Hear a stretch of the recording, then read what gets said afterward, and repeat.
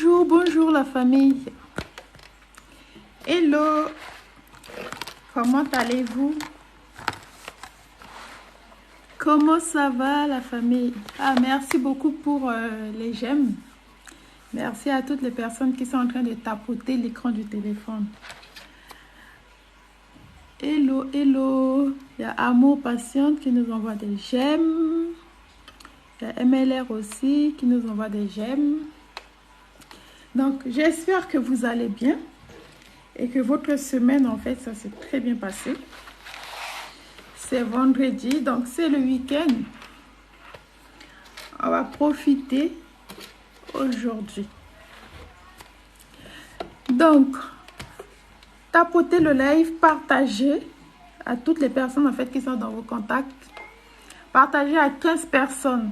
Enfin, à vos amis plutôt, je dis à toutes les personnes qui sont dans vos contacts. En fait, à vos amis, voilà, sur TikTok, partagez le live, la famille. Et tapoter en même temps, comme ça, TikTok, en fait, va nous mettre dans les pour toi. Attends, il y a le professeur qui est là, je vais le prendre. Je change de... Ah, merci beaucoup pour les fleurs. Hello tout le monde, hello droit à la parole. Bonjour, bonjour, professeur.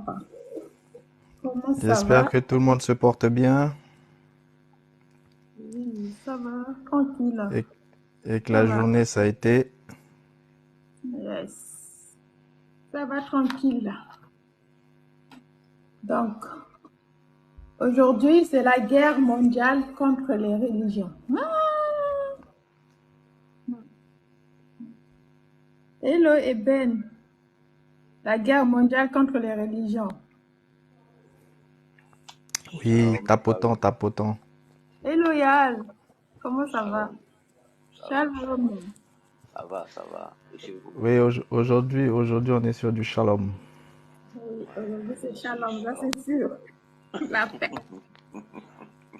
Hello Victor. Hello la miss. Hello. La Bonjour tout le monde, bonjour de guerre. Bonjour. Bonjour. Bonjour Yael. Bonjour. Mais pourquoi vous avez changé le sujet du live d'aujourd'hui, du jour au lendemain comme ça? Il a changé quoi? Qui a changé? Oui, mais on devait continuer avec les dimensions, non? Non? Non, il n'y a plus de dimensions. On est fatigué. On est en guerre. On est fatigué des dimensions. Il y a quoi? Tu ne vois pas ce qui se passe autour de toi. Ah, il y a quoi? Des dimensions, des dimensions. On va encore faire comment? Ça, c'est leur problème, dis donc. Monsieur, bonjour monsieur. Bonjour les élèves. Bonjour Amour Patience. Bonjour, Eben. Bonjour les élèves. Il y a toujours les élèves retardataires là qu'on doit punir. Voilà. Moi je suis pour la punition. Hein. Ah On bon? dirait, toi, ta voix est de retour, hein? Tu déranges maintenant. Bien même. Voilà. Bonjour tout le monde, tapotons le live s'il vous plaît, tapotons. Tapotons, partageons. J'ai une question avant qu'on commence là. On va parler Ok. Tu as commencé. Tu as encore commencé. On va arrêter gros. On va vous punir, hein? Vous déranger. Réveille-tu là? Monsieur, je prends les noms des bavards. Vas-y, Monsieur, Oui, je prends les noms des bavards. Je prends les noms des bavards, monsieur. Monsieur, je vais prendre les noms des bavards, surtout comme des guerres comme ça. Là. Il veut dire commencer avec les questions. Ça, c'est un premier nom qu'il peut vous donner, monsieur. De toute façon, je suis au fond de la classe. Pose la question, je vais répondre. Oui. Non, c'était juste pour savoir si tu avais écouté mon témoignage là. Parce que j'avais déposé dans le groupe là. Oh. Oui, c'est le témoignage sur la guérison là, la salive. C'était ça? Oui. Oui, j'avais écouté. Ah, d'accord. Ok. Pour quelle raison? Non, juste pour savoir si t'avais écouté. Demain, il y a live privé demain soir, donc vous pourrez poser en fait toutes vos questions qui concernent en fait les lives privés. Ok, super. Comme ça en fait, je pourrais traiter en fait ça. Bon, ceux qui ont raté le live privé de hier, Bon, quand la vidéo sera en ligne, vous pourrez C'est aussi déjà en aller... ligne. C'est déjà Bon, en la ligne. vidéo est déjà en ligne, donc vous pourrez en fait aller écouter. C'est Ah, ceux c'est qui en sont ligne? dans le groupe Ok, suivi formation, oui. Oui, d'accord. Donc vous pourrez aller écouter ça. C'était très profond, donc et d'accord. réécoutez plusieurs fois parce que c'est pas très très facile à comprendre. Et Ok, puis si vous avez des questions après, vous n'hésiterez pas à revenir en fait vers moi. bien, bien, bien. Et puis demain, de toute façon, on se retrouve pour la team réveil. Oui. Pareil pour le La live remontada.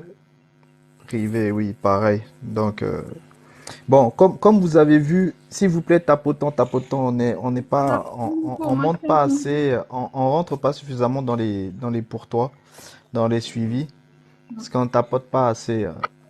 Ok, Donc il faudra qu'on d'accord. tapote un peu plus, Pour rentrer dans le s'il vous programme. plaît. Ceux qui, si vous parlez pas, il faut juste en fait couper votre micro pour tapoter. Et ceux qui sont en bas, vous pouvez aussi partager. Et évitez de partager à ceux qui sont dans le live, s'il vous plaît. Parce que je reçois souvent les partages. Moi-même. Oh, mon Dieu. Donc, essayez de scroller un peu loin. Pas les personnes qui sont juste à côté parce que souvent ils sont déjà dans le live. Ça, c'est Scrollez comportement un de peu plus bête. loin et puis là, vous pourrez en fait partager à d'autres qui ne sont pas présents. Bon, comme vous l'avez vu, on était sur le cycle de l'eau et puis un peu de la science. De la science. On a vu des choses qui sont un peu complexes. D'autres complexités, on continue en fait à voir en fait en groupe privé. Là, on entame une série qui concerne en fait justement en fait Israël-Palestine, tout simplement parce que c'est. Ok, bonjour Laurent. Ok, donc Jens, ok, bon, je m'abonne en retour. Donc, on entame en fait une série spécifique concernant en fait la guerre mondiale contre les religions. Bon, maintenant vous allez vous poser la question pour quelle raison on en parle. On a bouleversé un petit peu l'organigramme, tout simplement parce il y a un certain nombre de choses qu'il est important que tout un chacun puisse comprendre, notamment par rapport aux choses qui se sont passées et aux choses qui vont arriver. Par contre, que ce soit en fait en public ou en privé, on continuera toujours. Hein, on est à l'intérieur de âme, conscience et puis euh, et puis eau. Et là, en fait, on fait une parenthèse justement par rapport au conflit en fait qui est en train de se passer. Beaucoup de gens pourraient penser que en réalité, en fait, ça ne les concerne pas. Comme j'ai entendu De Guerre tout à l'heure dire que finalement, en fait, c'est le conflit des autres. Euh, c'est une erreur, c'est une erreur en fait monumentale de penser en fait ça. Mais je peux comprendre. Je peux comprendre quand on pourrait dire bon, c'est un conflit occidentaux-oriental et que ça ne concerne pas en fait l'Afrique. Et effectivement, c'est un conflit occidentaux-oriental et que ça ne concerne pas l'Afrique. Ça, c'est en apparence. Mais en fait, en réalité, dans le fond, ça concerne bel et bien l'Afrique. Dans le fond, ça concerne bel et bien tout le monde. Parce que au-delà de l'Afrique, ça concerne tout le monde. Même ceux qui sont en Amérique, ceux qui sont en Occident, en Europe, ceux qui sont en fait en Asie, et bien sûr ceux qui sont en Afrique. Ça concerne tous les continents. Pourquoi je vous dis ça concerne tous les continents? Parce que vous n'êtes pas sans savoir qu'il s'est passé en fait quelque chose. Profitez-en pour continuer à tapoter, s'il vous plaît. Vous n'êtes pas sans savoir qu'il s'est passé quelque chose, une période précise, la semaine dernière. Donc, pour ceux qui connaissent pas la fête en fait de Sukkot, est-ce qu'il y en a ici qui connaissent Sukkot, qu'on appelle aussi la fête des tabernacles, la fête des huttes? Est-ce qu'il y Oui, en a qui oui, connaissent? j'ai entendu parler, mais je connais pas vraiment. Oui, même moi aussi, déjà entendu parler en tout cas. La fête des tabernacles, ça déjà entendu, j'ai déjà entendu parler. Ok. En fait, il faut savoir que le calendrier hébraïque est un petit peu différent en fait du calendrier grégorien. Et le calendrier hébraïque, en fait, cette fête en fait des tabernacles avait lieu en fait la semaine en fait du 29 au 6 octobre. Donc, comme vous le constatez, c'était la semaine dernière. Et ça s'est terminé en fait la semaine dernière. Et dès que ça s'est fini, il y a des événements en fait qui ont commencé. Donc, il faut comprendre que tout est lié. Et avant même en fait que cette fête en fait des tabernacles puisse commencer, j'en avais parlé en fait à quelques personnes et même en live public, hein, je vous avais souligné le fait qu'il y a beaucoup de choses spirituelles en fait qui sont en train de se passer et il faut vraiment que les gens puissent vraiment se concentrer et comprendre en fait des dimensions spirituelles. C'est aussi pour ça que j'avais accéléré un petit peu hein, sur certains aspects de choses spirituelles et qu'on a basculé aussi rapidement en fait sur des notions en fait de dimension, d'akasha, on a parlé d'âme, de mort, etc. Tout est lié. Ne pensez pas que c'est pas que c'est distinct. Non, tout est lié. Maintenant, il est important que avant que je rentre vraiment en fait dans le vif du sujet, que je vous parle un petit peu hein, de Sukkot.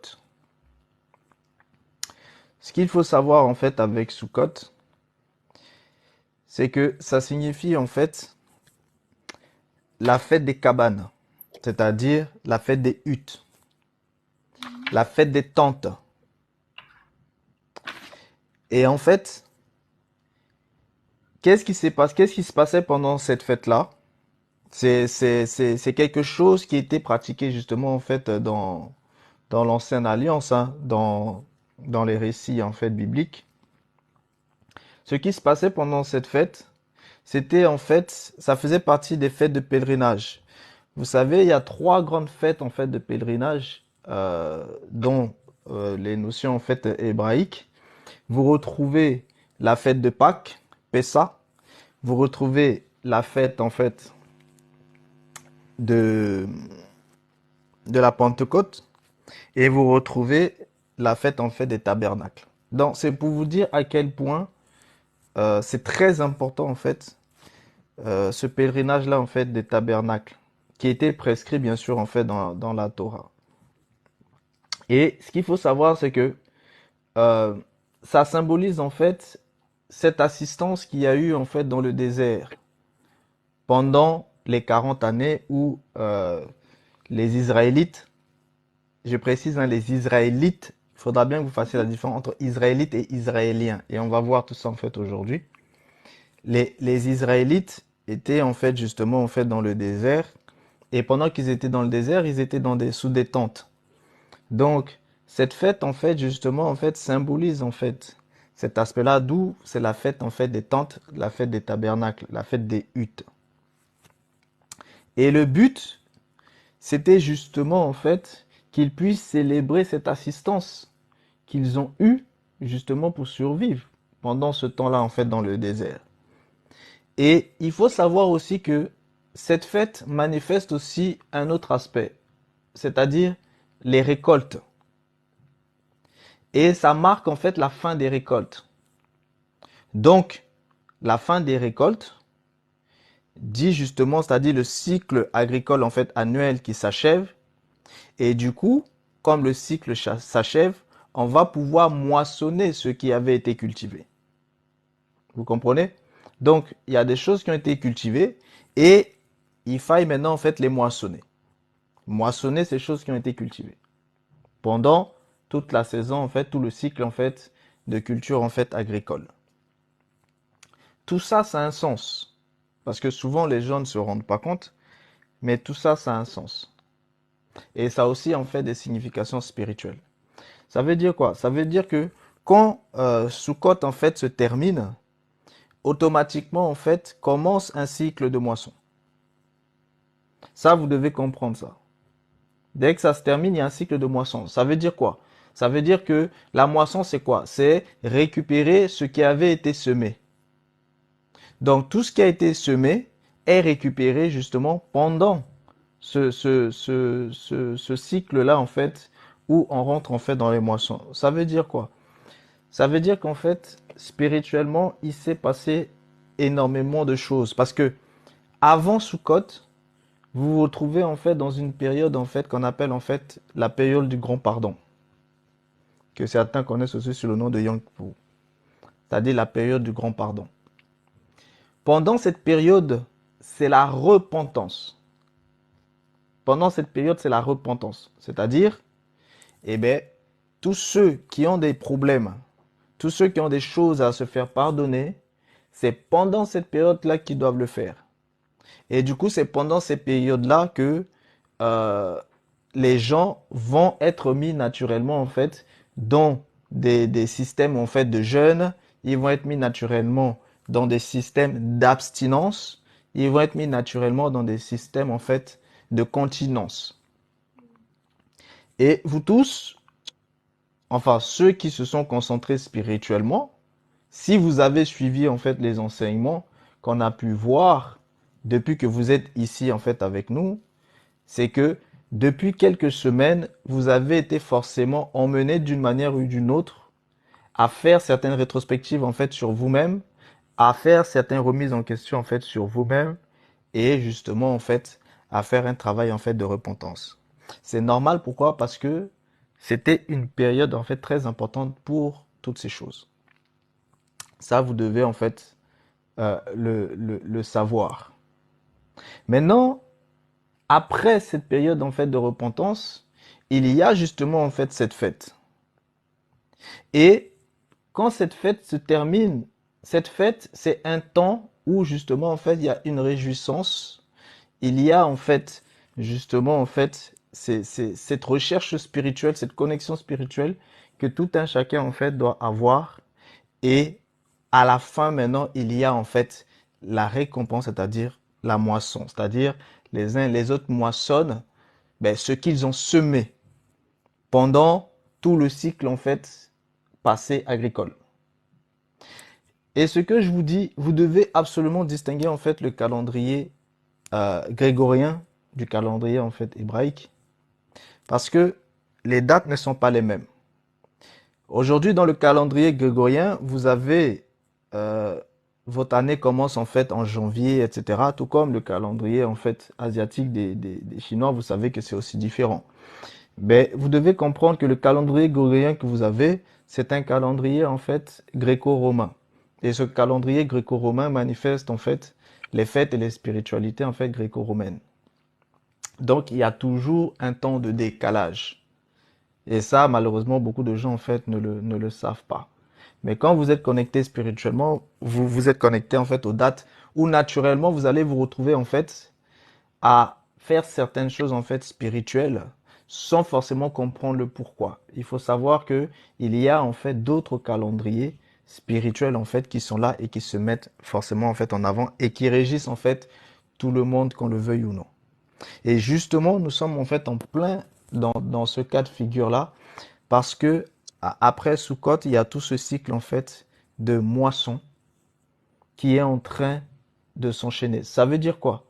Ça veut dire que dès aujourd'hui, vous devez savoir que tout ce que vous avez semé pendant justement un certain temps, vous allez commencer à les moissonner. C'est-à-dire, vous allez commencer maintenant à récolter. Ça veut dire quoi? Ça veut dire que ceux qui ont semé des mauvaises choses, ils commenceront en fait à récolter ces mauvaises choses. Ceux qui ont semé des bonnes choses, ils commenceront en fait à récolter ces bonnes choses. Ça, vous devez le savoir. C'est dans tout le système en fait spirituel. Et nul en fait n'échappe à ça. Ça, c'est un point déjà que je voulais absolument en fait soulever en fait à tout un chacun. Donc, ceux qui ont pu comprendre un certain nombre de choses qu'on a pu voir depuis qu'on a commencé en fait tout ce travail-là, eh bien, vous allez commencer en fait à voir la moisson en fait paraître petit à petit. Ceux qui ont été à mi-chemin, c'est-à-dire ils étaient un pied dedans, un pied dehors, eh bien, vous allez aussi moissonner cela. Ceux qui étaient totalement, en fait, en exclusion, vous allez aussi moissonner, en fait, cela. Et ceux qui étaient à fond, bah, vous allez aussi moissonner. C'est-à-dire, vous devez comprendre que je vous avais dit que beaucoup de choses allaient changer à partir de septembre, en fait, octobre. Mais en fait, on rentre justement en fait dans cette période-là où les uns et les autres vont maintenant moissonner tout ce qu'ils ont semé. Et vous moissonnerez jusqu'à début d'année en fait 2024. Donc, quand je parle de début d'année 2024, je ne vous parle pas de janvier. Je vous parle même en fait des mois d'après. Donc, pendant tout ce temps-là, il va y avoir en fait des cycles où vous allez moissonner. Donc, si jamais vous vous rendez compte que vous avez une foule de problèmes en fait qui commencent en fait à vous tomber dessus du jour au lendemain, sachez que c'est parce que c'est ce que vous avez semé en fait avant. Donc, vous devez avoir une attitude en fait spécifique par rapport à cela. Donc ça, je vous le dis pour vous. Maintenant, si jamais les problèmes commencent à arriver, bah vous, à ce moment-là, vous vous souviendrez que je vous en ai parlé. Ceux aussi qui ont pratiqué en fait des bonnes choses, vous allez aussi en fait commencer en fait à les moissonner. Donc ici, c'était vraiment une parenthèse que je voulais en fait faire comprendre en fait à tout le monde pour qu'on puisse comprendre véritablement de quoi il s'agit. Et vous devez comprendre aussi que c'est exactement aussi dans la même logique justement en fait de cette moisson-là que tout ce qui est en train de se passer en fait se déclenche tout simplement en fait sur la terre de Palestine. Donc c'est vraiment important de comprendre ça. Vous pouvez pas, pour comprendre ce qui est en train de se passer, vous ne pouvez pas le détacher de Sukkot. Et beaucoup de gens traitent ce sujet comme si c'était uniquement en fait un sujet. Certains vont le traiter uniquement de manière politique, d'autres vont le traiter uniquement de manière raciale, d'autres vont le traiter en fait uniquement de manière religieuse, etc. Mais les gens oublient en fait de le traiter en fait de manière spirituelle. Donc il y a cet aspect spirituel-là qu'il faut absolument le prendre. Et puis il faut aussi le traiter de manière historique. C'est-à-dire il faut comprendre ce qui s'est passé. Il faut comprendre aussi ce qui se passe en réalité, quelles sont les nations qui se combattent. Et ça, c'est un élément en fait fondamental. Et avant même que je puisse commencer et entrer en fait en profondeur, je vais poser en fait quelques questions, justement par rapport aux nations qui sont en train de se combattre à l'heure actuelle. Qui connaît réellement ces nations qui sont en train de se combattre? Qui sait réellement en fait qui sont en train de se combattre? Les connaître spirituellement ou juste comme ça? Comme vous voulez. Bon, par rapport à ce que tu nous as déjà expliqué, oui, je peux dire. Mais ça signifie qu'on devra prononcer des mots qui peuvent faire sauter le live. S'il y a des mots à prononcer, il faut le dire de manière dosée, de manière causée, et éviter en fait de relier. Si vous ne reliez pas, il n'y a pas de souci. Ok, bon, ça sera un peu difficile pour moi. Tu connais un peu ma difficulté là à doser. Bon. Non, évite juste de citer des noms trop personnifiés. Allez-y, je ne saurais pas faire ça. Je vais voir comment je peux dire ça, mais allez-y d'abord.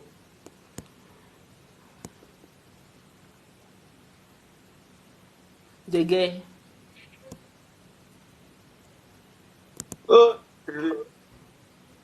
Ça, c'est oui. C'est une question. Mais justement, il faut que tu répondes parce que tu as dit que c'était le combat des autres. Non. Oh, mais de guerre provoque toujours, c'est la guerre.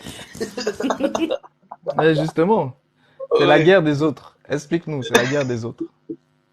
Oh, mais bon, si on se réfère aux écrits bibliques, ça a été dit que il y aura une nation qui va prendre la terre de Palestine. Bon, maintenant dire c'est quel peuple qui se bat, là je suis un peu perdu. Parce que je sais tout simplement que le peuple actuel qui se trouve au niveau sur la terre d'Israël, c'est pas le peuple souche, parce qu'il y avait aussi les Cananéens qui vivaient là-dessus. Voilà. Donc voilà, moi c'est ce que je peux apporter. Après, Bon, je peux essayer. Bon, il y a la spiritualité d'en haut. Je ne sais pas comment. Bon, il y a la spiritualité d'en haut. Oui, il y a la source d'en haut là.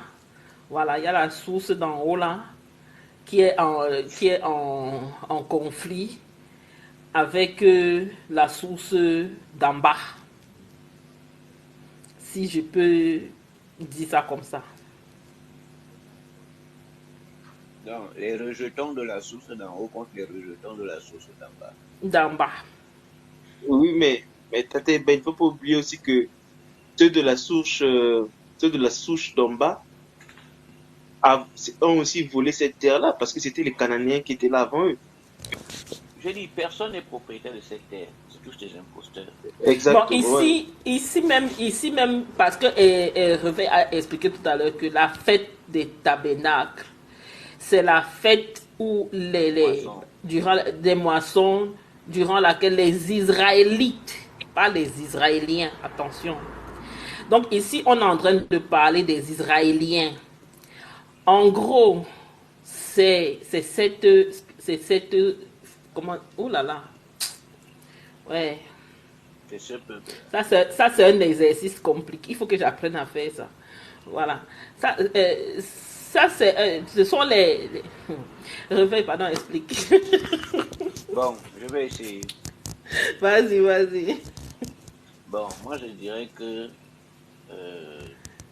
bon, comme Tata Eben a touché, il y a effectivement des gens qui se croient affiliés à la source d'en haut et ceux qui se croient, ceux qui sont affiliés à la source d'en bas, précisément des rebeux en fait,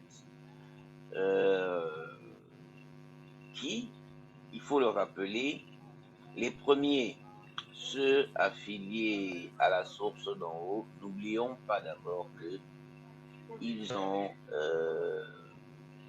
volé cette terre en exterminant, je dis bien, les Israélites. Le faible, comme la Bible dit, le faible reste d'Israël en fait. Il y avait un faible reste qui était là, en dehors de ceux qui se sont éparpillés. Les Juifs noirs, d'ailleurs, dont on a retrouvé une vidéo dans ce lieu-là, une vidéo de 2 minutes. Je ne sais pas si vous l'avez vu. Qui ont été exterminés par ceux-là qui sont là actuellement, qui se réclament être le peuple élu. Il y en a qui sont, ceux-là qui sont partis, qui se réclament être le peuple élu. Apparemment, ils seraient partis de quelque part entre la Russie, un petit village quelque part vers la Russie, là, leur village et la Pologne, leur village était quelque part là. Leur pays, pardon, était quelque part de là. Donc ils sont partis de là et ils se sont installés de l'autre côté. Il y a eu un véritable remplacement. Et il y a aussi maintenant le peuple arabe qui a occupé cette terre-là quand ce peuple a été pourchassé justement pendant la Première Guerre mondiale. Quand ce peuple a été pourchassé, les autres ont occupé la terre là. Donc, ce sont ces deux-là qui se battent. Les squatteurs, tous, en tout cas, pour moi, c'est tous des squatteurs. Mais spirituellement, ils sont reliés à deux sources différentes.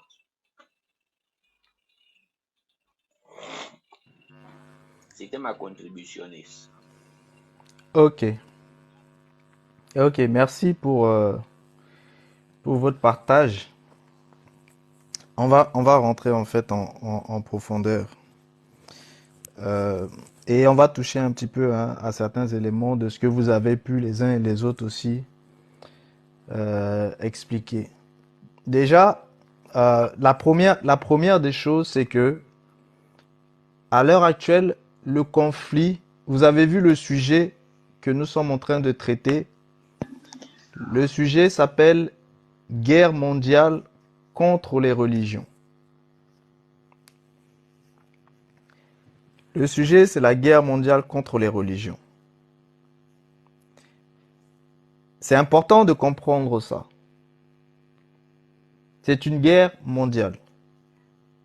Ça fait déjà un certain moment que je vous parle déjà de la guerre mondiale. Je vous ai dit que le premier front, c'était l'Ukraine. Le deuxième front, il a commencé en fait au Soudan. Et il se propage en Afrique. Avec des petites zones. Ce sont des zones en fait tampons.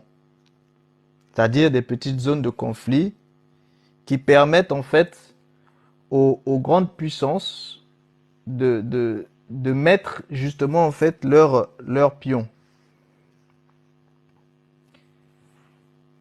Mais tout ça, ce n'était que des petits aspects qui ne peuvent pas encore amener véritablement en fait à la base même du conflit. Parce que la base même du conflit, c'est un conflit en fait contre les religions. C'est ça le conflit de base. C'est un conflit contre les religions. Ça, il faut bien comprendre ça. Quand on vous parle de Troisième Guerre mondiale, la Troisième Guerre mondiale, c'est une guerre en fait contre les religions. Maintenant, vous allez vous poser la question, mais pourquoi doit-il y avoir une guerre contre les religions? Et pourquoi nous, on va traiter ce sujet en tant que guerre contre les religions, alors qu'en fait, il semblerait que des religions se battent entre elles? C'est là la subtilité. Quand on parle en fait de guerre des religions, ce sont en fait des religieux qui vont se mettre ensemble et qui vont se combattre. Ça, c'est la guerre des religions. Et ces religieux se battent pour justement asseoir leur suprématie religieuse. Et ils font des guerres pour pouvoir conquérir en fait des nouveaux convertis. Convertis bien sûr par la force, parce que ceux qui refusent sont exterminés. Donc, on a vu beaucoup de guerres de religion. On l'a vu quand les Égyptiens faisaient justement en fait ces conquêtes-là pour imposer justement en fait leurs croyances.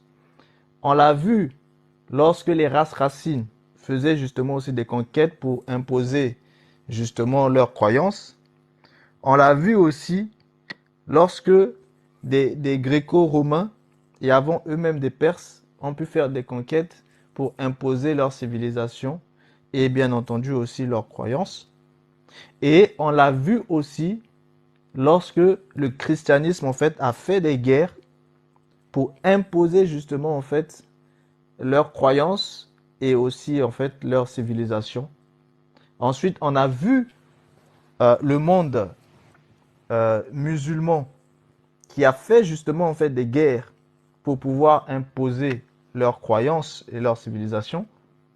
Et par la suite, on a vu également d'autres cultures qui ont fait aussi des guerres. Les cultures mongoles ont fait des guerres, notamment vous connaissez Gengis Khan, etc. D'autres cultures aussi, les empires de Chine, qui ont fait aussi leur guerre pour s'imposer. Et ensuite, vous allez retrouver encore le christianisme avec la culture occidentale qui vont justement en fait refaire en fait des guerres, que ce soit des guerres de croisade ou d'autres guerres en fait par la suite pour aussi imposer en fait leurs croyances. Donc on a vu tous ces aspects-là et après on a vu les différentes guerres qui se sont mises en place, les guerres mondiales et que ce soit la première ou la deuxième. Maintenant, au jour d'aujourd'hui, les guerres d'aujourd'hui sont différentes. Les guerres d'avant, c'était des religions qui se battaient entre elles, c'était des cultures qui se battaient entre elles, c'était des croyances qui se battaient entre elles pour pouvoir en fait imposer justement leur fonctionnement. Aujourd'hui, ce n'est plus ça. Et c'est là où la majorité des gens font totalement en fait erreur dans leur analyse en fait de ce qui est en train de se passer en fait à l'heure actuelle. À l'heure actuelle, on a tendance à penser que voilà, il y a en fait des problèmes en fait religieux, des problèmes de croyance en fait dans le monde. En réalité, ce n'est pas ça. En réalité, c'est pas ça. Le problème qu'il y a à l'heure actuelle dans le monde, ce sont des problèmes en fait d'âme, ce sont des problèmes en fait d'être. On n'est plus dans les soucis de croyance, on est désormais en fait dans des soucis d'âme et d'être. Ça veut dire quoi? Ça veut dire que nous sommes à l'aube d'une guerre d'existence. C'est vraiment ce que les uns et les deux doivent comprendre. Les guerres à venir ne sont plus comme les autres guerres d'avant. Les guerres d'avant, on faisait des guerres pour pouvoir asseoir des intérêts économiques, pour pouvoir asseoir des intérêts culturels, pour pouvoir asseoir des intérêts en termes de croyances. Et la finalité de tout ça, comme vous le savez, c'est toujours le pouvoir. Le pouvoir et le gain. Mais les guerres d'aujourd'hui, les guerres qui sont en train de se mettre en place, ce sont des guerres d'âme. Ce sont des guerres de civilisation. Mais quand on parle de guerre de civilisation, ça n'a rien à voir avec les civilisations telles que vous le connaissez, c'est-à-dire des Romains qui vont vouloir, des Gréco-Romains qui vont vouloir imposer leur civilisation, des Égyptiens qui vont imposer leur civilisation, des Asiatiques qui vont imposer leur civilisation, des Occidentaux qui vont aller imposer leur civilisation en Amérique, etc. Non, on n'est plus dans ce type de guerre-là. Quand on parle de civilisation, on ne parle plus de ça. Les guerres de civilisation dans lesquelles nous sommes aujourd'hui sont identiques aux guerres de civilisation qu'il y avait eu pendant les civilisations, les premières civilisations, les civilisations antérieures. Nous sommes dans ce type de guerre-là. C'est-à-dire, en fait, en réalité, ce sont des guerres de race. Des guerres d'espèces. Ce sont des guerres d'espèces. Il faut vraiment bien comprendre cet aspect-là. Et si vous comprenez cet aspect, vous allez voir maintenant les choses en fait sous un autre angle. Lorsqu'on parle de guerre mondiale, ça veut dire que c'est le monde entier qui fait la guerre. C'est de ça dont il est question. C'est une guerre mondiale, c'est-à-dire c'est le monde entier qui fait la guerre. Et comme vous le voyez, c'est une guerre mondiale contre les religions. Ça veut dire que c'est le monde entier qui fait la guerre contre les religions. Là maintenant, vous allez me dire, mais attends. D'un côté, on a des juifs, par exemple, qui sont en train de se battre avec des musulmans. Donc au final, ce sont des religieux qui se battent avec des religieux. Eh bien, c'est là où je vous dis, faites attention. Parce que en réalité, vous voyez des juifs qui se battent avec des musulmans, mais ça, c'est ce que vous voyez. Et c'est d'ailleurs ce qu'on superpose à vos yeux. Pour que vous compreniez que ce sont des juifs qui se battent avec des musulmans. C'est-à-dire pour que vous compreniez que c'est une guerre de religion. C'est comme, par exemple, vous avez en France, où vous savez bien que de nos jours, pour un oui, pour un non, les gens votent des lois contre des signes religieux qui sont totalement absurdes. Mais du coup, eh bien, qu'est-ce qu'ils essaient de faire? C'est qu'ils vont prendre par exemple des chaînes qui vont se dire pro-chrétiennes et qui vont dire que la France est une culture judéo-chrétienne. et que du coup, cette culture judéo-chrétienne s'oppose à la culture, en fait, musulmane. Donc, on va vouloir mettre, en fait, en face, en réalité, des judéo-chrétiens contre des musulmans. Pour dire qu'en fait, en réalité, c'est un problème, en fait, de civilisation religieuse. Mais Nani, ce n'est point cela. Parce que ça, c'est encore ce qu'on superpose, en fait, au regard des gens. En fait, on veut faire croire aux gens que c'est une guerre de religion. On veut faire croire aux gens que ce sont des civilisations de croyances qui se combattent. Eh bien, c'est pas du tout ça. Mais c'est ce qu'on superpose. C'est comme le conflit de l'Ukraine. Officiellement, la Russie attaque l'Ukraine. Pourquoi? Parce que, d'après eux, en Ukraine, il y a justement en fait des pro-nazis et ils vont pour faire du nettoyage. Donc, concrètement, on a tourné après à une guerre de civilisation entre les Occidentaux qui sont dans une civilisation en fait totalement dépravée et les Russes qui sont en fait dans une civilisation où ils veulent contenir certaines valeurs qui au final ce sont des valeurs en gros judéo-chrétiennes. Donc dans ce cas de figure-là, ce sont les Russes qui deviennent maintenant une civilisation judéo-chrétienne et la France, l'Allemagne et tout ça qui sont en fait une civilisation en fait totalement en fait païenne et paganisée. En réalité, on nous superpose encore en face une guerre de civilisation religieuse. Que les uns sont restés croyants, des orthodoxes qui continuent en fait d'obéir à certaines règles morales, et les autres sont totalement en fait dépourvus de règles, totalement déréglés et qui font tout et n'importe quoi. Donc du coup, ici, les judéo-chrétiens, ce sont dans ce cas de figure-là les Russes, et les Occidentaux qui se retrouvent en fait en tant qu'une civilisation en fait païenne, paganisée. Pareil, on nous superpose en réalité une guerre de croyances et de religion. Et là où vous voyez l'ambiguïté, c'est que quand c'est la France qui est en train de combattre en fait sur son sol, la France est judéo-chrétienne et elle combat contre les musulmans, guerre de religion. Quand c'est l'Ukraine et que c'est la Russie qui combat contre les Occidentaux, en fait c'est les Occidentaux qui deviennent maintenant les païens. Mais on reste toujours dans la notion de guerre, de civilisation en termes de croyances et de religion. Quand ça se passe en fait en Palestine, c'est pareil. Maintenant, regardez ce qui se passe en fait en Chine avec les Ouïghours.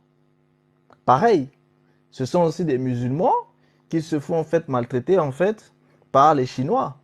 Or, les Chinois, vous savez très bien qu'ils sont taoïstes, ils sont shintoïstes, etc.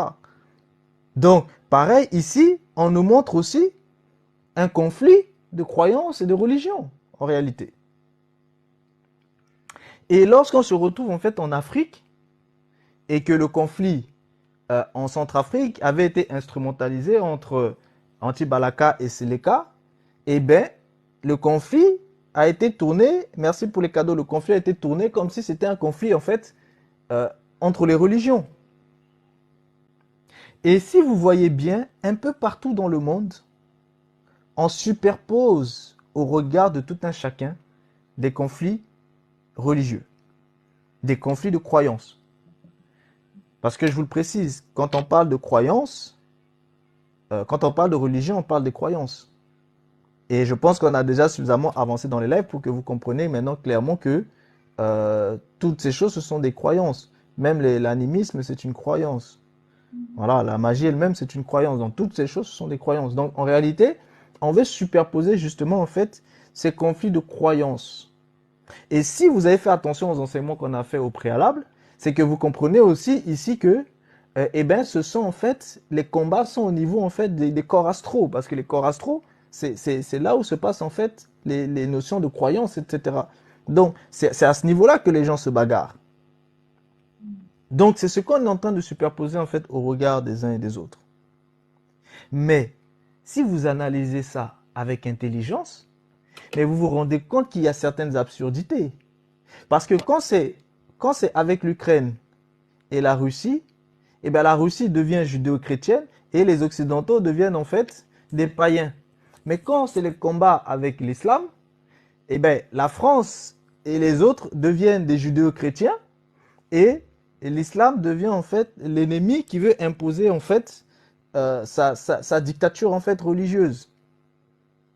Quand on se retrouve en fait en Palestine, eh bien vous avez en fait les Juifs qui mènent leur combat contre les Palestiniens, Juifs qui sont Juifs, judéo, et puis les Palestiniens qui eux sont en fait principalement en fait de culture en fait arabo-musulmane. Donc ici pareil, on nous superpose en fait les mêmes genres de choses. Mais si vous analysez tout ça, vous voyez bien que en fait c'est une supercherie. C'est qu'on superpose justement en fait ces aspects en fait de croyance. Ça veut dire quoi? Ça veut dire que lorsqu'on superpose cet aspect de croyance, c'est qu'en fait en réalité la croyance c'est l'ennemi qui est en train d'être combattu. C'est de ça dont il est question. C'est pour ça qu'en fait, c'est une guerre mondiale contre les religions, c'est-à-dire contre les croyances. Et vous devez savoir que c'est contre toutes les croyances. C'est contre toutes les croyances. C'est de ça dont il est question. C'est pas uniquement contre la croyance d'un tel. Parce que vous voyez bien, quand vous vous retrouvez sur le terrain de l'Ukraine, vous voyez bien comment ça se passe. Quand vous vous retrouvez en France, vous voyez comment ça se passe. Quand vous vous retrouvez aux États-Unis, avec les lois qui sont en train d'être votées, vous voyez comment ça se passe. Quand vous vous retrouvez en fait au Canada, vous voyez comment ça se passe. Quand vous vous retrouvez en fait en Afrique, vous voyez comment ça se passe. Pareil au Moyen-Orient. Regardez aussi ce qui se passe en fait au Maghreb. Donc vous comprenez bien que toutes ces choses en fait en réalité sont instrumentalisées. Mais pourquoi? C'est une guerre contre les croyances. C'est une guerre mondiale. C'est ça ce que les gens doivent comprendre. La troisième guerre mondiale, c'est une guerre à l'intérieur d'une guerre.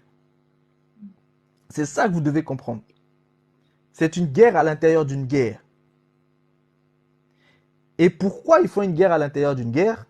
Ça, vous allez le comprendre en fait au fur et à mesure. Déjà, c'était important que je puisse en fait introduire sur cet aspect-là pour que vous compreniez bien que quand on parle de guerre mondiale contre les religions, vous devez comprendre que c'est une guerre mondiale qui a une apparence alors que ce n'est pas ça.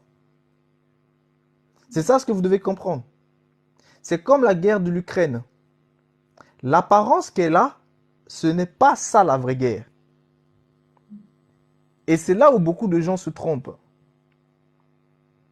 Tout comme la guerre qui a été entamée en fait au Soudan. Elle a une apparence, mais ce n'est pas la vraie guerre. Ce n'est pas vraiment ce qui est en train d'être combattu en fait en vérité. Et dans les autres, c'est exactement la même chose. Et ce qui se passe aussi à l'heure actuelle en Palestine, eh bien c'est la même chose. C'est une guerre en apparence, mais derrière, il y a une autre guerre qui se passe.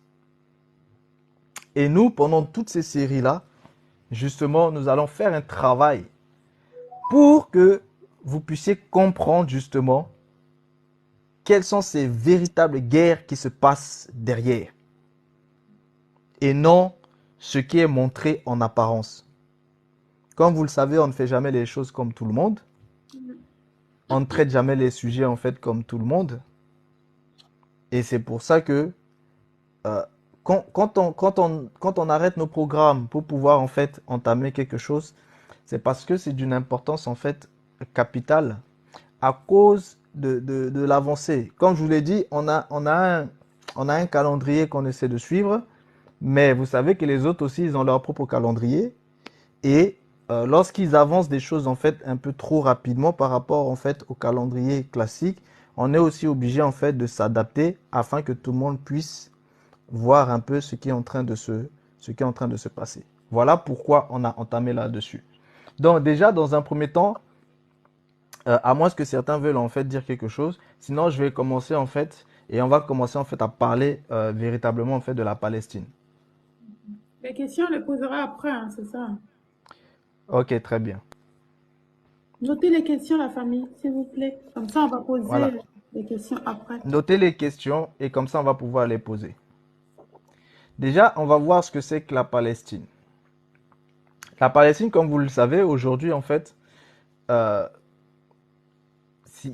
on l'intitule en fait l'État de Palestine, mais il y a eu beaucoup de soucis par rapport à cet aspect-là.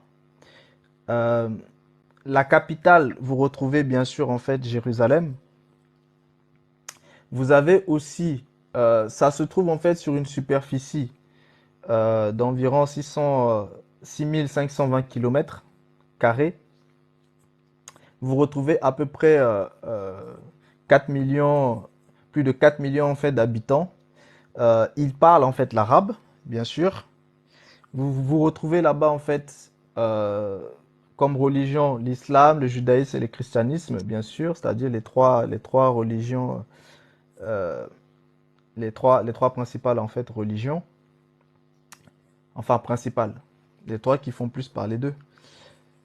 Vous retrouvez aussi en fait tout ce qui concerne en fait la monnaie. Eux, ils utilisent là-bas en fait le shekel. Et ce qu'il faut comprendre, c'est que les premiers habitants qui étaient connus de la Palestine, historiquement parlant, c'était les Cananéens. Et les Cananéens, vous devez clairement comprendre que les Cananéens n'ont rien à voir avec les Palestiniens arabophones en fait d'aujourd'hui. Les Cananéens qui étaient là à la base n'ont rien à voir avec les Palestiniens arabophones en fait qui sont là en fait aujourd'hui, qui revendiquent justement en fait le territoire. Le terme de Cananéen peut être considéré comme un synonyme en fait du mot phénicien. On avait parlé aussi jadis un petit peu des Phéniciens, si vous vous souvenez. Notamment Carthage, etc. D'ailleurs, le terme phénicien est la traduction grecque, c'est-à-dire Phoenicia, qui signifie pourpre. Vous voyez la couleur pourpre. Cette couleur, c'est à peu près en fait la couleur que vous pouvez retrouver là entre le rouge et puis le violet. Que vous voyez un peu sur... c'est ça en fait la couleur pourpre. Donc c'est cette couleur-là en fait. Cette couleur-là, cette couleur pourpre. C'est ça ce que signifie en fait Phénicia. C'est la couleur pourpre. Et vous savez que la couleur pourpre, elle est souvent attachée en fait au basané. La couleur pourpre est attachée souvent en fait au basané. Et c'est aussi lié en fait avec le mot Canaan. Canaan, vous savez déjà ce qu'il en est avec Canaan. On en a parlé.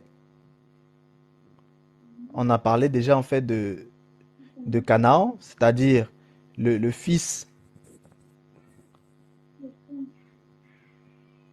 l'un des fils, vous savez, l'un des fils de Cham. Donc, vous avez Noé qui va avoir Sem, Cham et Japheth. Et vous avez justement Cham qui lui va avoir des enfants. Et parmi ces enfants, vous en avez un qui va justement en fait s'appeler Canaan. Et Canaan, ça signifie la terre basse. C'est-à-dire, ça signifie aussi marchand. C'est-à-dire, ce sont des commerçants.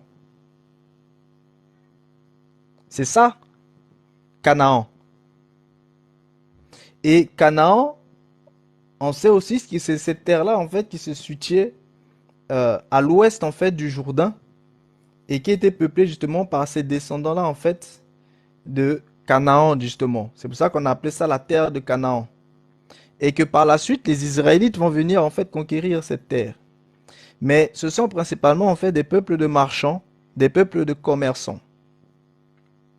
C'est d'ailleurs pour ça que vous allez retrouver beaucoup l'aspect du commerce, notamment en fait chez les Phéniciens, et que vous retrouvez toujours chez les Libanais. Vous voyez cet aspect en fait de commerce. Ça, c'est lié justement en fait à Canaan, en réalité. Bon, les Libanais d'aujourd'hui sont un petit peu en fait arabisés, ils ont subi en fait des métissages. Mais la base même en fait de Tyr et de Sidon, c'est justement en fait Canaan. Parce que ce qu'il faut savoir, c'est que les enfants aînés justement de Canaan, et ça en fait vous le retrouvez hein, dans les descendances en fait bibliques, où on vous parle justement en fait de Canaan. On vous explique comment les choses se sont passées. On vous dit par exemple que Canaan va engendrer Sidon, son premier-né, et Heth. Ensuite, il va y avoir les Jébusiens, les Amoréens, les Girgasiens, les Éviens, les Arkiens, les Siniens, les Arvadiens et les Tsémariens. Vous allez retrouver aussi les Hamathiens. Donc ici, ce sont tous ces peuples-là en fait qui vivaient sur la terre de Canaan. C'est eux qu'on appelait les Cananéens. Et chez Sidon, par exemple, vous retrouvez justement le premier-né, Sidon, que vous allez retrouver du côté en fait de Tyr et de Sidon. C'est de là que vient Tyr et Sidon, c'est-à-dire en fait le Liban, qui était la Phénicie avant. Et c'est la Phénicie qui va en fait aller faire en fait des colonies, notamment en Afrique du Nord, et la Tunisie, où Carthage va s'installer, parce que la Tunisie c'est Carthage, où Carthage en fait va s'installer, mais il y avait aussi des colonies en fait en Espagne et un peu partout en fait sur la Méditerranée.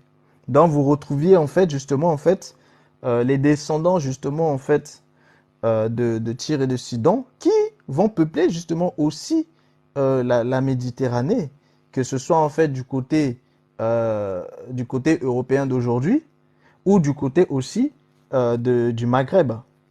Et ils vont établir en fait des colonies.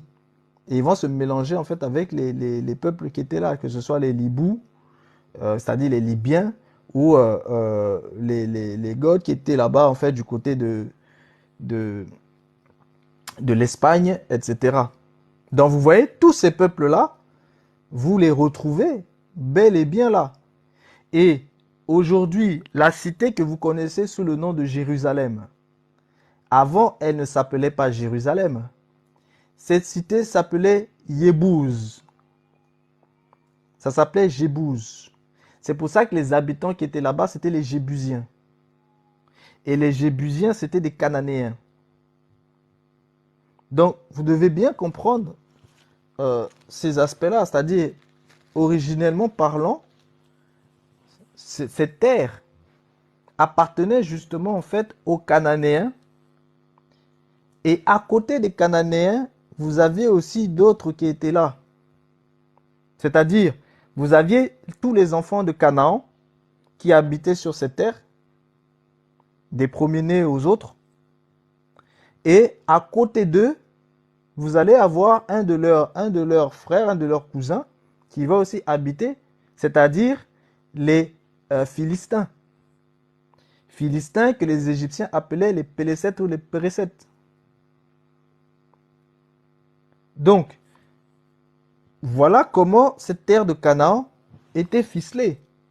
Or, les Philistins, eux, ce sont en fait des Mitsraïmites. C'est-à-dire, les Philistins sont en fait les frères des Égyptiens. Alors que les Cananéens sont plutôt en fait leurs cousins. Mais par contre, les Philistins, c'était leurs frères. Donc, les Philistins qui habitaient avec les Cananéens, eux, c'était en fait des cousins, si vous voulez. Vu que c'était une génération en fait en dessous. Et c'est tout cela en fait qui justement habitait sur cette terre. Déjà, c'est important de comprendre c'est important déjà de comprendre ces aspects-là pour qu'on puisse entamer vraiment sur de bonnes bases. Ensuite, et tous ces gens qui étaient là-bas, c'était des gens basanés. Ça, il faut le savoir aussi. Ils étaient basanés. Toute cette pourture en fait méditerranéenne, c'était des gens en fait basanés qui étaient là-bas.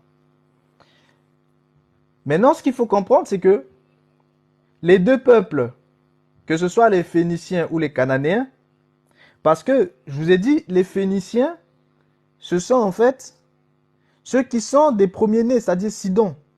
C'est-à-dire ce sont aussi des Cananéens, mais Sidon étant le premier-né, lui va pouvoir en fait s'établir sur cette côte-là et ils vont bâtir Sidon et Tyr. Et les Cananéens qui vivaient justement en fait sur cette terre-là, et bien eux, ils vivaient en fait sous forme de cité-État. Donc ils bâtissaient en fait des cités-États. Et ils vivaient en fait à l'intérieur. Et c'est comme ça que vous allez avoir une distinction entre les Cananéens eux-mêmes et aussi avec les Phéniciens. C'est-à-dire avec les Libanais, si vous voulez. Donc il va y avoir une différence entre ces Cananéens-là et ces Libanais-là, qui sont des Phéniciens. Donc les principaux qui justement en fait habitaient sur ces terres, c'était les Cananéens d'un côté, et puis le premier-né qui est Sidon, avec toute sa descendance, qui eux vont porter plus tard le nom de Phéniciens. Mais à côté d'eux, ils avaient aussi un de leurs cousins, qui lui est enfant de Mitzraïm, un de leurs cousins, qui lui en fait c'est les Philistins, qui étaient là, mais pas que eux. Il y en a d'autres aussi après, qui vont en fait être aussi pareils en fait à côté.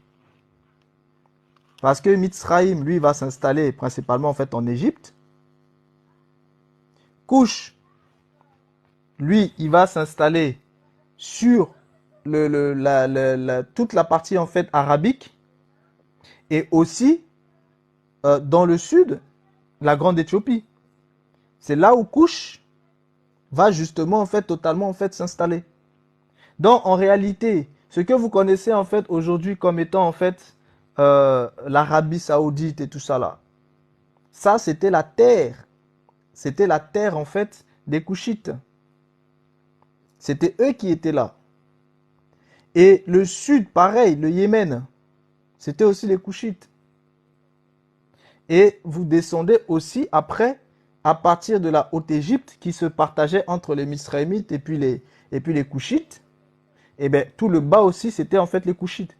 Donc tout ce que vous connaissez aujourd'hui en tant que subsahariens, mais c'était les Couchites qui étaient là. C'est-à-dire ceux qui étaient noirs foncés. Les subsahariens, que vous connaissez en fait aujourd'hui sous le terme de subsahariens. Et tout le côté en fait droit, c'est-à-dire tout le côté ouest, vous retrouvez en fait les Libous. Et puis d'autres peuples en fait qui étaient en fait avec eux. Donc déjà, c'est comme ça que tout ce territoire, et ce territoire-là s'appelait en fait, c'est ce territoire qu'on appelle en fait le croissant fertile. Et tous ces gens-là vivaient justement sur ce croissant fertile-là. Donc déjà, dès le départ, il faut bien comprendre. Il faut bien que ça se soit assis pour les uns et les autres pour justement pouvoir comprendre ce qui se passe en fait au fur et à mesure. Ce qu'il faut savoir, c'est que ce soit ces deux peuples phéniciens et cananéens, eux, ils parlaient en fait à peu près la même langue. Et ils avaient à peu près les mêmes divinités. Les Phéniciens et les Cananéens. Et vous savez qu'ils avaient aussi cette origine commune, justement, avec aussi les Égyptiens.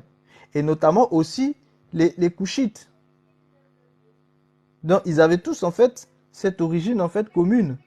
Et ils étaient un peu toujours. C'est pour ça que l'Égypte a toujours été liée, justement, en fait, avec la terre de Canaan. Et l'Égypte a dominé, justement, cette terre-là, en fait, durant de nombreux siècles. Donc, si on comprend bien, c'est que aujourd'hui, quand vous voyez en fait, par rapport à la Palestine, qu'aujourd'hui on peut considérer cette partie-là de l'actuel Liban.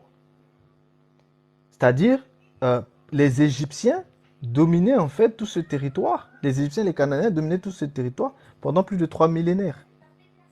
Et pendant tout ce temps-là, en fait, ils dominaient en fait ce territoire-là. Et ils régnaient en fait sur ce territoire. Donc, les fondateurs, vous allez retrouver en fait, ils vont créer des cités comme Tyr, dont je vous ai parlé, Sidon, Byblos, Jéricho, etc. Et bien tout ça, ce sont des Cananéens. Ils vont aussi développer en fait l'artisanat, ils vont développer en fait le travail du cuivre, ils vont développer en fait les fontes en fait de bronze. Les Cananéens vont toujours rester en fait en relation avec les Égyptiens, c'est-à-dire l'ancien empire. Et ils vont aussi multiplier en fait des actes qu'ils vont faire avec les Mésopotamiens. Et en fait, en réalité, vous retrouvez en fait au milieu d'eux tous ces appels en fait ougarites là, qui sont aussi en fait parfois des mélanges. C'est pour ça que je vous ai déjà parlé de des divinités Baal, etc., etc. Parce qu'il y a aussi des syncrétismes qu'ils reçoivent parce qu'eux sont au milieu et ils ont en fait les Mésopotamiens d'un côté et ils ont en fait les Égyptiens en fait de l'autre. Donc ils se retrouvaient en fait au milieu justement de ces deux-là. Eux, ces Cananéens-là, eux, ils maîtrisaient en fait les écritures en fait cunéiformes. Parce qu'ils avaient aussi leurs écritures. Ils avaient des scribes qui transcrivaient aussi en fait les écrits en akkadien. Ils les transcrivaient aussi parce que à l'époque, l'akkadien c'était un petit peu la langue internationale, si vous voulez. Donc les choses étaient transcrites en fait en akkadien, en sumérien, et aussi dans les langues en fait sémitiques en fait cananéennes. Parce que les langues cananéennes étaient proches aussi des langues sémitiques. Parce que les sémites vont arriver après. Donc, maintenant, pour pouvoir pallier en fait les difficultés que eux ils avaient, notamment au niveau en fait de l'écriture, notamment de l'écriture en fait cunéiforme, les Cananéens, ce qu'ils vont faire, c'est qu'ils vont mettre au point en fait un système en fait d'écriture avec des hiéroglyphes, avec aussi à peu près une trentaine en fait de signes avec lesquels ils vont pouvoir aussi travailler. Et il y a des traces après qu'on va retrouver justement sur la terre de Canaan, des traces en fait de hiéroglyphes. Au fur et à mesure, on en parlera en fait au fur et à mesure, pour que vous puissiez en fait aussi comprendre et avoir aussi des sources un peu précises. Les Cananéens, comme je vous l'ai dit, ils parlaient aussi les langues en fait sémitiques, c'est-à-dire des langues qui étaient déjà proches en fait de l'hébreu. Et vous aviez en fait aussi le babylonien, l'ougaritique, le moabite, parce qu'à côté il y avait aussi les moabites. Le moabite, le samaritain, le punique, l'araméen, l'assyrien, le chaldéen, l'édomite et l'amorite. Dans tout ça, ce sont des choses que vous aviez et que vous pouviez, que ce sont des langues qui se parlaient justement en fait sur cette terre-là, parce que c'était très riche en langues. Et il y avait aussi beaucoup de personnes qui venaient. Donc vous avez des Amorites qui étaient là. Vous avez aussi en fait les relations avec les Akkadiens, les relations avec les Sumériens. Donc il y avait aussi l'araméen qui était parlé, etc. Notamment en fait l'assyrien. Vous savez que les Assyriens, eux, ils descendent de Assur, c'est-à-dire Ninive. Bon, ça, c'est des choses, en fait, on précisera, en fait, au fur et à mesure. Donc, ce qu'il faut comprendre, c'est que la Palestine, en fait, a toujours été, en fait, une voie vraiment de passage qui était très privilégiée entre l'Asie et l'Afrique orientale. Donc, eux, ils avaient, en fait, une situation, en fait, en termes de carrefour, en fait, si vous voulez, c'était un petit peu, en fait, un carrefour, en fait, de l'ensemble, en fait, des influences, que ce soit religieuses et culturelles. C'est pour ça qu'il y a beaucoup de syncrétisme, en fait, chez eux. Donc, ils étaient là entre l'Égypte, la Syrie, la Mésopotamie et l'Asie mineure. C'est pour ça que ça a toujours été un territoire qui, justement, en fait, était à la croisée un petit peu, en fait, des mondes, en fait, en quelque sorte, si vous voulez. Parce que vous aviez les grandes cultures mésopotamiennes qui étaient de l'autre côté, à l'est, où vous retrouviez, en fait, les Sumériens, vous retrouviez les Akkadiens, vous retrouviez, en fait, par la suite, après les Babyloniens, etc. les Chaldéens. Et vous avez aussi en fait les cultures en fait de Shinéar, que vous retrouvez aussi un peu plus loin. Mais vous aviez aussi en fait les Mèdes, les Perses. Et il y avait la relation avec ceux qui étaient en fait en Afrique du Nord et en Afrique du Nord-Est, où vous retrouviez en fait l'Égypte. Mais aussi, ils étaient aussi des liens à travers l'Égypte aussi avec les Libyens, les Libous. Mais ils avaient aussi des relations avec les Couchites qui habitaient justement en fait sur l'Arabie en fait anté-islamique. C'est-à-dire les Sabéens, ceux que vous connaissez sous le nom en fait des Sabéens. Parce que les Sabéens occupaient tout ce territoire-là. Après, ils ont été repoussés et exterminés par les conquérants les conquérants arabes qui sont arrivés. Et c'est comme ça qu'ils sont descendus au fur et à mesure. Donc, vous comprenez que la Palestine reste toujours, pendant ces périodes-là, dominée en fait par l'Égypte. Et lorsqu'il y avait des envahisseurs, les Amorites, ou vous pouvez aussi les appeler les Amoréens, ou alors les Hittites, ou les Ourites, c'est-à-dire ceux qui venaient en fait du nord, de ces stèles-là en fait, que vous connaissez aujourd'hui un petit peu, comme étant la Turquie, l'Asie mineure, etc. Donc, tous ces peuples qui étaient là, quand ils descendaient justement en fait pour combattre, il y avait justement en fait les conflits avec les Égyptiens parce que la Palestine, la terre de Canaan, était justement en fait un petit peu sous ce protectorat en fait d'Égypte. Mais c'est normal qu'ils étaient tous ensemble parce que, comme je vous l'ai expliqué, c'était des frères et des cousins. Et c'est pour ça que tous y vivaient. Tout comme vous retrouvez en fait les Philistins qui étaient totalement en fait proches en fait des Égyptiens, vu que les Philistins et les Égyptiens ce sont des frères.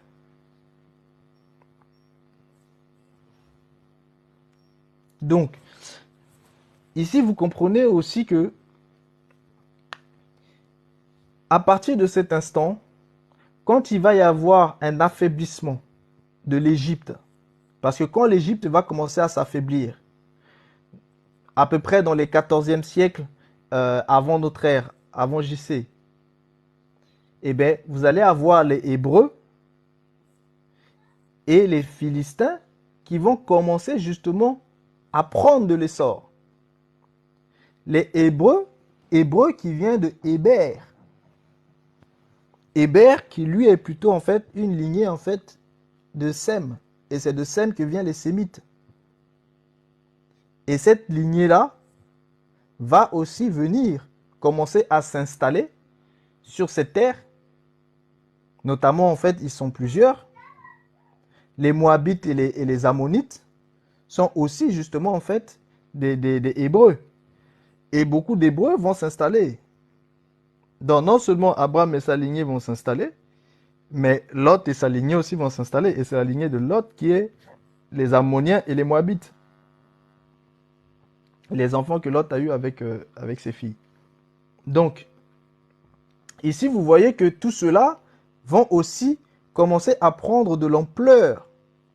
Ils vont commencer à prendre de l'ampleur justement sur ce territoire. Mais pourquoi ils vont commencer à prendre de l'ampleur? Parce que l'Égypte est en train de s'affaiblir aussi sur le territoire. Donc, l'affaiblissement en fait de l'Égypte permet en fait aux autres de prendre aussi de l'ampleur en fait sur le territoire. Et c'est là où il y a un nouveau cycle en fait d'envahisseurs qui vont arriver justement sur la terre de Canaan, avec la guerre qu'il va y avoir en fait sur la terre de Canaan par la suite, quand les Israélites vont sortir en fait d'Égypte et qu'ils vont aller combattre. Par la suite, ils vont s'installer en fait sur la terre de Canaan, avec certains qui vont toujours en fait résister, tels que les Philistins qui vont rester. Pareil, les Phéniciens aussi, qui eux vont rester. Mais c'est véritablement en fait tous ceux qui représentaient en fait le peuple de Canaan, qui eux en fait beaucoup vont périr, mais certains vont aussi rester en fait au milieu. Et ils vont tous vivre en fait du coup sur ce territoire-là en se faisant régulièrement des guerres ou pas, etc. Et il faut comprendre que le mot Palestine, ça provient de plusieurs transformations qu'il y a eu en fait au fur et à mesure du temps. Donc en réalité, Palestine, ça désigne véritablement les Philistins. Ça vient de ce mot-là, en fait, égyptien, des Philistins, parce que les Égyptiens appelaient les Philistins les Pélésètes ou les Pérécètes. Donc, c'est de ce Pérécète-là qu'on va retrouver, en fait, par exemple, les Assyriens, eux, ils les appelaient, en fait, les Palastou. Et vous avez, en fait, en hébreu, on dit, en fait, Pélistim. Pélistim. Et du coup, vous allez voir qu'au fur et à mesure, on arrive, en fait, au mot Philistin. Et de Philistin se bascule, en fait, en Palestine. Donc, à partir du 5e siècle, avant notre ère, vous aviez en fait l'historien Hérodote qui justement va employer en fait le mot Palestine. Et quand il va employer le mot Palestine, c'est pour désigner justement la Palestine en tant qu'une région qui se situait entre la Phénicie, c'est-à-dire le Liban actuel, et aussi en fait l'Égypte. Et c'est de là que le nom va maintenant en fait se généraliser et se vulgariser, ce nom de Palestine, qui va se généraliser, se vulgariser. Et par la suite, on va revenir en fait sur cet aspect de Palestine. Mais concrètement, ici vous voyez, c'est pour ça que les principaux ennemis justement qui se combattaient, c'était les Philistins et puis les Israélites qui se combattaient les uns et les autres. D'ailleurs, le roi Saül a passé son temps à combattre en fait les Philistins. Le roi David aussi, il a combattu en fait les Philistins. Il a même combattu avec les Philistins. Parce qu'il s'est retrouvé aussi en fait du côté des Philistins. Et il était en fait aussi pendant un moment en fait avec les Philistins. Donc, il y a toujours eu ce conflit-là parce que les deux puissances en fait de cette région en fait de la Palestine, c'était justement les Philistins d'un côté et puis les Israélites. Et souvent en fait les Philistins qui représentaient en fait quand même une grande force. Et vous devez savoir que les Philistins, au milieu d'eux, ils avaient des géants. Parce que sur la terre de Canaan, il y avait des géants. Il y avait en fait des Anakim qui étaient là, des fils d'Anak, tels que les Goliath et d'autres. Il y avait Goliath, il y avait aussi son frère, et puis il y en avait d'autres. Et nombreux d'entre eux combattaient justement en fait avec les Philistins. Et notamment aussi avec les autres Cananéens. Donc, quand les autres les ont combattus, il y avait beaucoup de géants en fait à l'intérieur. Il y avait même des cités-États qui étaient dirigées justement en fait par certains de ces fils justement en fait d'Anak. Donc toute la région en fait était basée ainsi. Donc vous voyez, Hérodote aussi nous parlait déjà de ce nom-là en fait de Palestine. En réalité, Palestine c'est Philistin. Vous comprenez? Parce que les Philistins en fait étaient une grande puissance en fait à l'intérieur. Donc quand on parle des Palestiniens, on parle des Philistins en fait en réalité. C'est ça qu'il faut vraiment en fait comprendre. Parce que Hérodote les a fixés ainsi. Il a dit que entre les Phéniciens et les Égyptiens, il y a en fait les Palestines. Donc on parlait en fait des Philistins qui étaient là, et puis les Hébreux aussi en fait, les Israélites qui étaient aussi là-bas sur le territoire. Mais la puissance qui dominait principalement en fait en ces temps-là, qui restait encore puissant, c'était plus les Philistins. D'où après le nom est resté en fait Palestine, et puis c'est devenu en fait Palestine, que les Égyptiens eux-mêmes appelaient Pélésète. Donc vous voyez, Pélésète et Palestine, c'est la même chose. Et on doit comprendre aussi que à partir du 2e siècle de notre ère, par contre, on va retrouver un empereur en fait Hadrien qui va créer justement en fait une région qu'il nommera en fait Provincia Palestina. Donc on retrouve encore ce terme de Palestine, la province de Palestine, la province des Philistins en fait en quelque sorte. Donc, et désigné en fait du nom en fait de Palestina pareil, à partir du 4e siècle jusqu'à nos jours. Et c'est comme ça que le terme palestinien est resté jusqu'aujourd'hui. Donc, quand vous comprenez en fait tout ce cycle, ben, on voit bien comment ça a été dérivé. Palestina, de l'arabe Philistine, et ensuite on va retrouver en fait à Palestine, comme étant en fait justement cette région-là en fait qui se situe entre la mer Méditerranée et le Jourdain. Donc historiquement en fait la Palestine ou terre de Canaan, du nom des habitants qui étaient là-bas.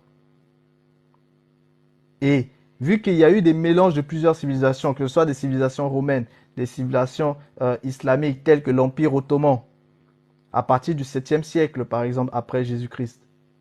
Vous avez aussi en fait, et l'Empire ottoman est resté en puissance quand même sur ce territoire jusqu'en 1917, où il gardait quand même des influences, même s'il perdait, mais il conservait en fait des influences. C'est pour ça que ce côté en fait islam est toujours en fait resté un petit peu en fait là-bas en fait sur le territoire. Mais tout ça, ce sont des choses qui sont arrivées en fait bien après. Et après, il va y avoir en fait justement ce mandat britannique en fait sur la Palestine. Et par la suite, il va y avoir maintenant, entre-temps, il y a eu les périodes des croisades ou ce qu'on appelait en fait des guerres de religion où les uns et les autres allaient pour combattre justement pour récupérer soi-disant la Terre Sainte.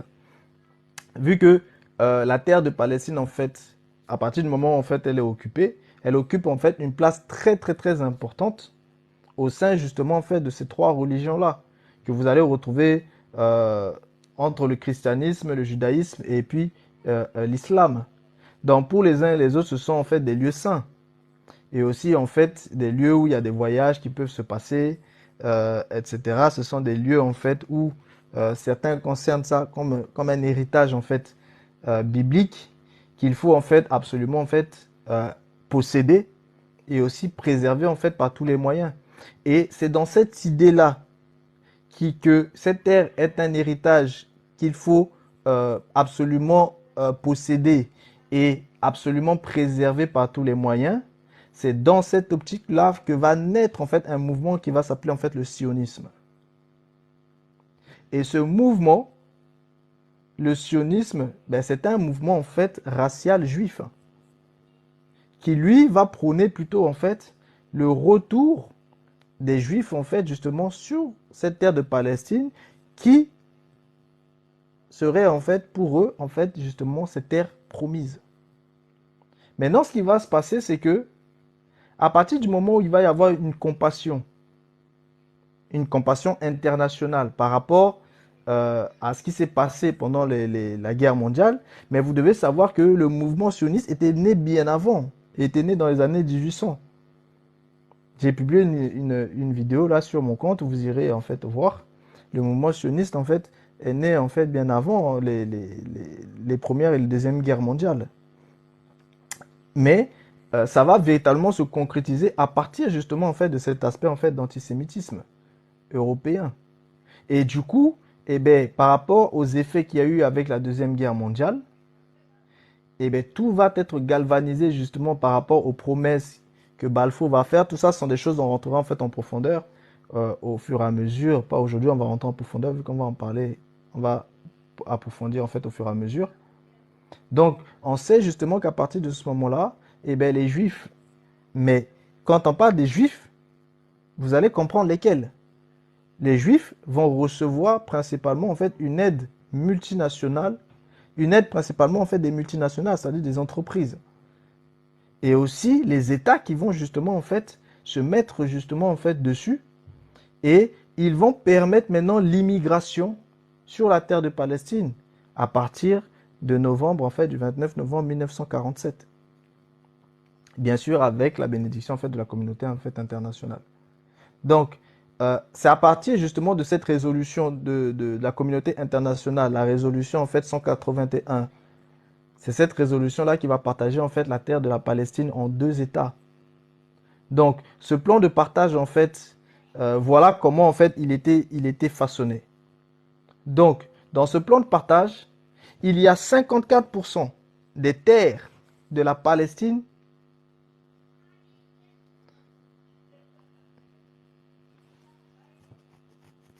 donc, sur ce partage, on va donner en fait 53% des terres en fait de la Palestine en fait aux Juifs qui ne représentaient que 32% en fait de la population.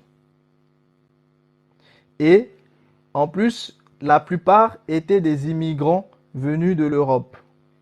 Et 45% aux populations en fait natales, qui étaient les musulmans et les chrétiens. Parce qu'il y avait des chrétiens aussi là-bas. Qui, eux, représentaient 68% de la population. Et il y a 1% qui va représenter à peu près cet aspect en fait de Jérusalem et ses environs, qui va devenir en fait un patrimoine en fait international.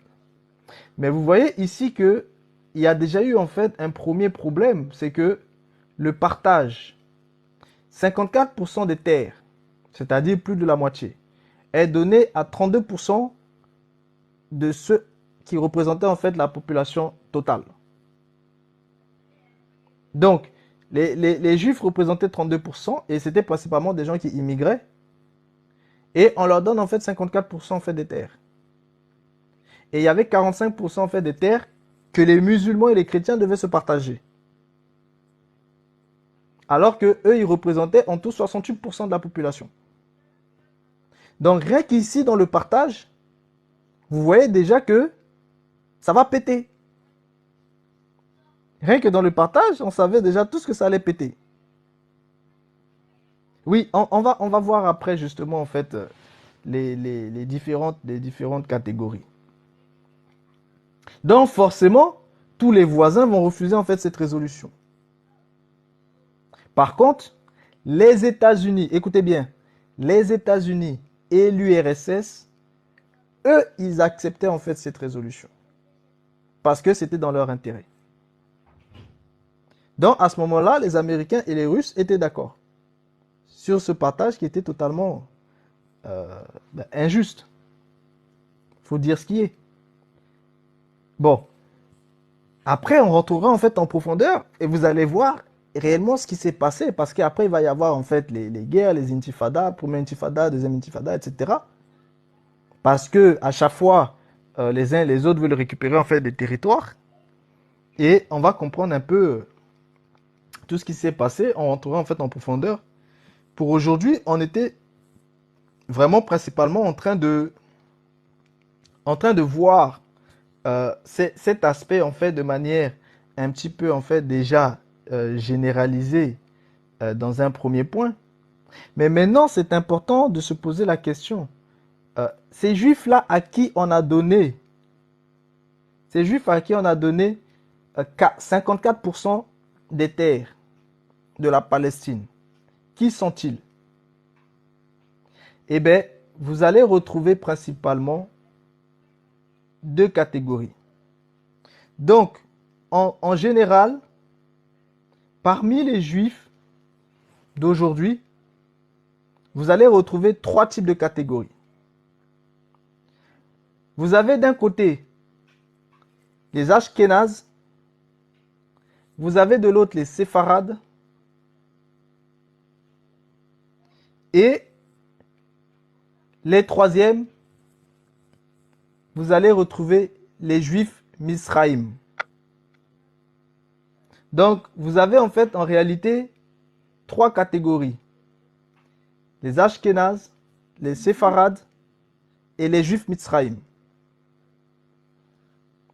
Maintenant, quand on parle, on va détailler après pour les Ashkénazes et les Séfarades. Quand on parle en fait des Juifs Misraïm, les Juifs Misraïm, ce sont en fait, vous retrouvez cet aspect de Misraïm.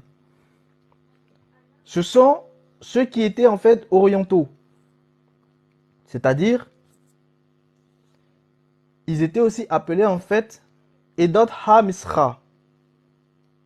Et c'était toute la communauté de l'Orient qui va englober en fait des communautés juives très diverses du Moyen-Orient, d'Afrique du Nord, du Caucase, d'Asie centrale, de l'Inde. Et en fait, en réalité, c'est toute une mosaïque ethnique. Et ils sont aussi totalement en fait complexes et hétérogènes. Et du coup, ici, c'est un concept un petit peu où on a mis un peu tout le monde. Et dans ce concept-là, vous devez par contre mettre de côté les Ashkénazes qui eux sont des Allemands, et les Safartis, qui sont des Français. Et vous devez mettre aussi de côté les Séfarades, qui sont des Espagnols. Vous devez aussi mettre de côté les Romaniotes, qui eux sont des Grecs. Donc, en réalité, vous avez les Ashkénazes, qui sont tout le bloc des Allemands. Vous avez les Safartis. Les Safartis, ce sont des Français. Vous avez des Séfarades, ce sont des Espagnols. Vous avez des Romaniotes, ce sont des Grecs. Et c'est pas fini.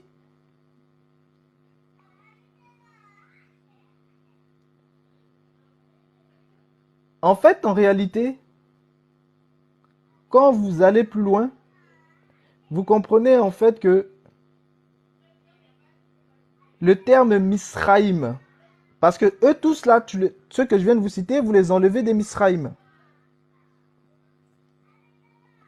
Le terme Misraïm, c'est-à-dire les Juifs Misraïm, ça désigne principalement en fait les Juifs arabes